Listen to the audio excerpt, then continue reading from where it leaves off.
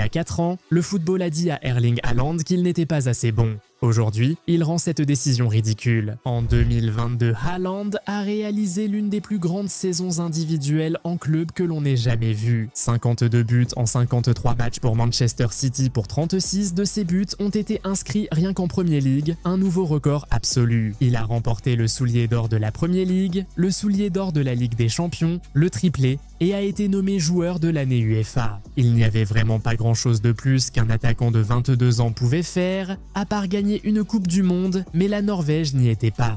Et pendant que Haaland battait des records chaque mois en club, Lionel Messi écrivait l'histoire la plus romantique que le tournoi ait jamais connue. 7 buts, 3 passes décisives, un ballon d'or du tournoi et la première Coupe du Monde de l'Argentine en 36 ans. Quand le ballon d'or a été décerné, il est revenu à Messi. Pep Guardiola, qui a entraîné Haaland, a admis par la suite que Haaland devrait gagner. Oui, il a marqué 1 million de buts. Mais si Léo gagne, ils ont remporté la Coupe du Monde. Haaland lui-même n'a même pas contesté. Il a remporté ses trophées et aussi la Coupe du Monde, a-t-il dit. Pour moi, il est le meilleur de tous les temps. Que ce vote soit juste ou non, c'est vraiment discutable. Le tournoi de Messi a été historique, tout comme les stats de Haaland. Mais une critique a toujours poursuivi Haaland, peu importe le résultat du vote. Pas de Coupe du Monde, pas de moment international marquant. Voici la partie que les gens ont préféré oublier. Le football est un sport d'équipe, et Haaland était jugé pour quelque chose qui était complètement hors de son contrôle. L'Argentine avait Julián Álvarez, Enzo Fernandez, Cristian Romero. La France avait Mbappé, Griezmann, Chouameni. L'Angleterre avait Kane, Bellingham, Saka. La Norvège avait Haaland et Martin Odegaard et pas grand-chose d'autre. Un attaquant ne peut pas tenir une ligne défensive, contrôler un milieu de terrain et marquer tous les buts tout seul. La Norvège manquait de profondeur pour se qualifier. Critiquer Haaland pour l'absence à un tournoi inaccessible à son pays n'a jamais vraiment porté sur lui. Puis, la situation a évolué. Ce n'est pas Haaland qui décidait soudainement de porter la nation, mais la Norvège qui construisait enfin une équipe autour de lui. Ødegaard a mûri pour devenir l'un des meilleurs milieux créatifs d'Europe et a pris le brassard de capitaine. Antonio Nusa est devenu un ailier explosif capable de prendre de vitesse les défenses. Oscar Bob a ajouté une seconde couche de créativité entre les lignes. Julian Ryerson a apporté son sang-froid éprouvé en Bundesliga à l'arrière. Léo Østergaard est devenu un véritable leader en défense. Et Andreas Schelderup leur a offert une solution offensive, plus besoin de tout organiser autour de Haaland.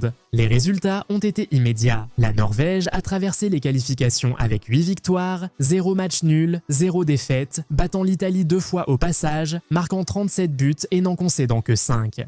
Les statistiques personnelles de Haaland pendant cette campagne étaient dignes d'un dieu. 16 buts en 8 matchs, soit exactement le double du joueur suivant, devant des noms comme Harry Kane et Memphis Depay. Pour la première fois depuis 1998, la Norvège n'allait pas seulement participer à une Coupe du Monde. Elle semblait prête à y faire des dégâts. Et c'est exactement ce qui s'est passé. Haaland a ouvert le tournoi avec 2 buts contre l'Irak, puis a enchaîné avec 2 autres contre le Sénégal. La Norvège a perdu son dernier match de groupe 4-1 contre la France avec une équipe largement remaniée, mais cela importait peu. Ils étaient déjà qualifiés. En 16e de finale, le but tardif de Haaland a éliminé la Côte d'Ivoire. Puis est venu le Brésil. Pendant la majeure partie de l'après-midi, Haaland est resté discret. 30 touches de balle avant la pause fraîcheur de la seconde mi-temps. Rien de concret. Exactement le genre de performance que ses détracteurs utilisent contre lui depuis des années. Le grand gaillard qui disparaît quand le match ne tourne pas pour lui. Puis son entraîneur, Ståle Solbakken, lui a dit quelque chose de simple lors de la pause fraîcheur. Arrête d'économiser ton énergie, va gagner ce match. Haaland a fait exactement cela. Une tête à la 79e minute et un autre but incroyable avant la fin du temps réglementaire. Le Brésil, quintuple champion, était éliminé. La Norvège, pour la première fois de son histoire, atteignait les quarts de finale de la Coupe du Monde.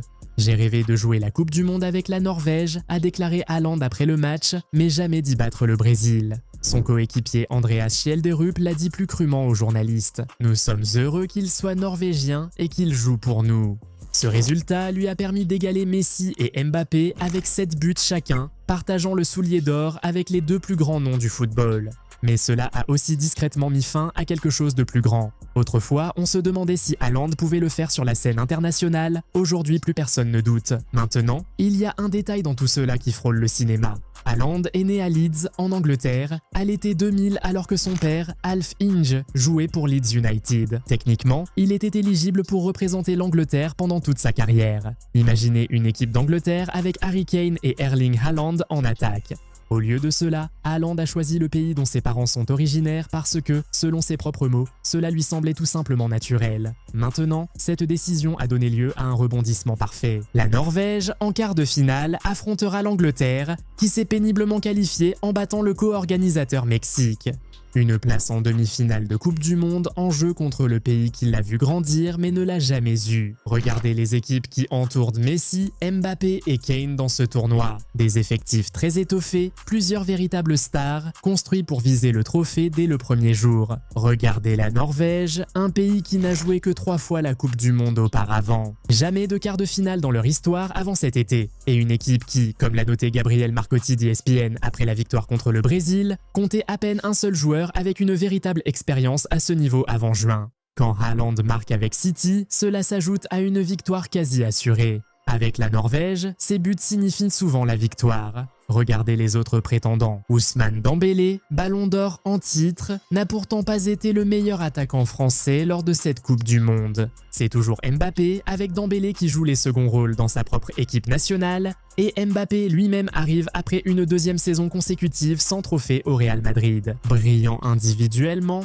mais sans rien à montrer collectivement. Messi, malgré ses performances incroyables, a 39 ans et évolue en club en MLS. Un niveau loin d'être à la hauteur de la Premier League ou de la Liga.